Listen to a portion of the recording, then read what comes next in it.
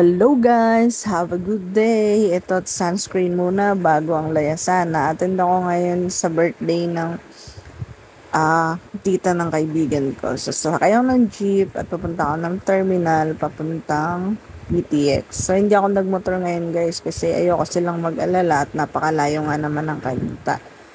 Ayun, sasakay lang ako ng bus dito. Diretso na yan dun sa aming terminal ng Pilipinas. Ang PTX. So, ako lang dito. Konti lang pasahero papunta dun, guys.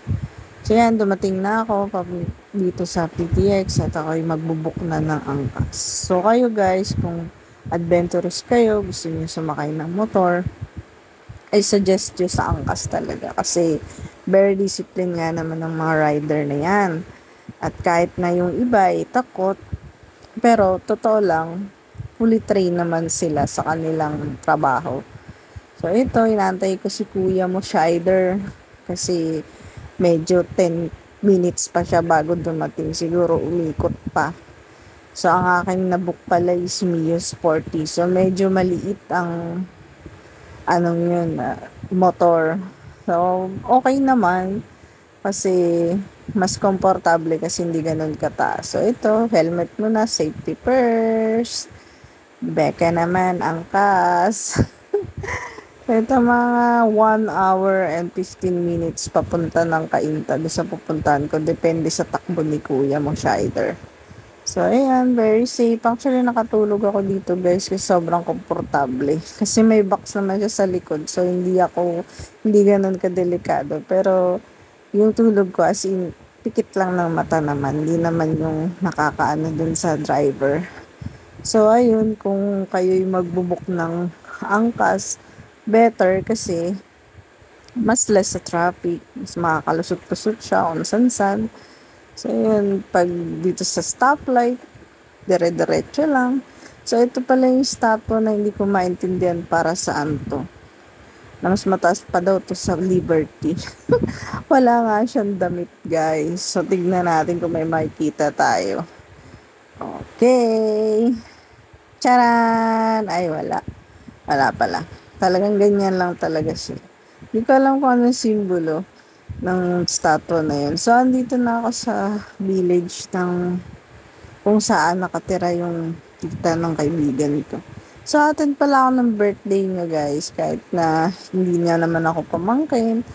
Pero, napaka-bless ko sa kanila kasi tinuring nila akong pamilya.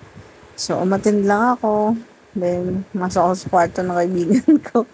Tapos, nag-tricycle pa kami ng tita niya kasi doon pa yung sa kabilang bahay, sa kabilang tita niya na sinelebrate yung birthday niya. So, ayun, pagdating nga namin, kami kumain na agad. Yan, yum!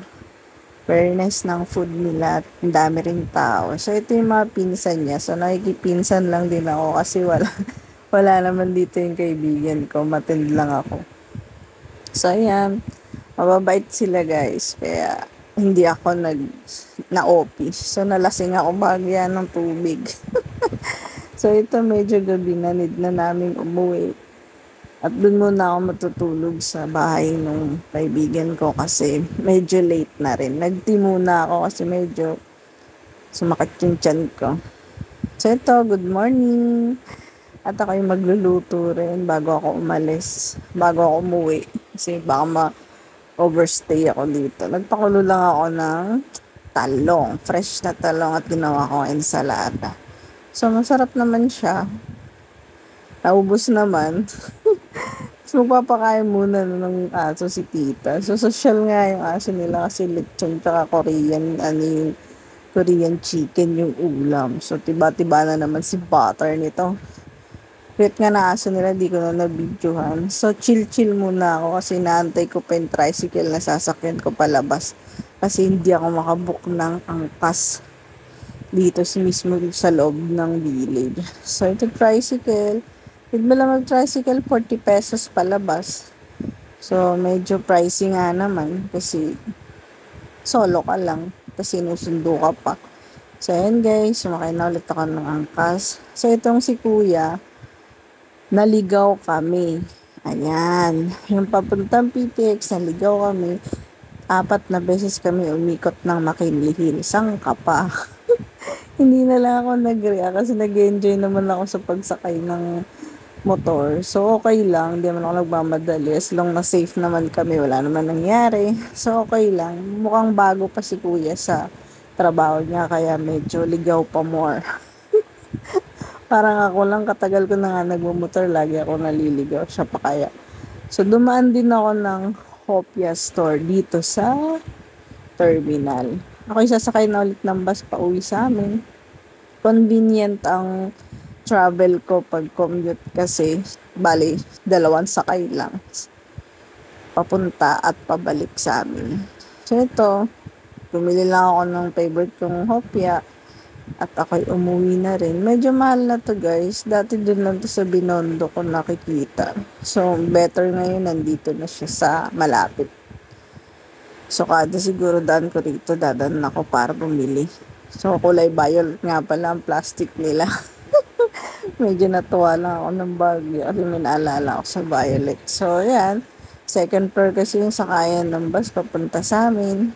Kaya, maraming salamat guys sa suporta at inyong panonood. For now, ito na muna. Salamat po.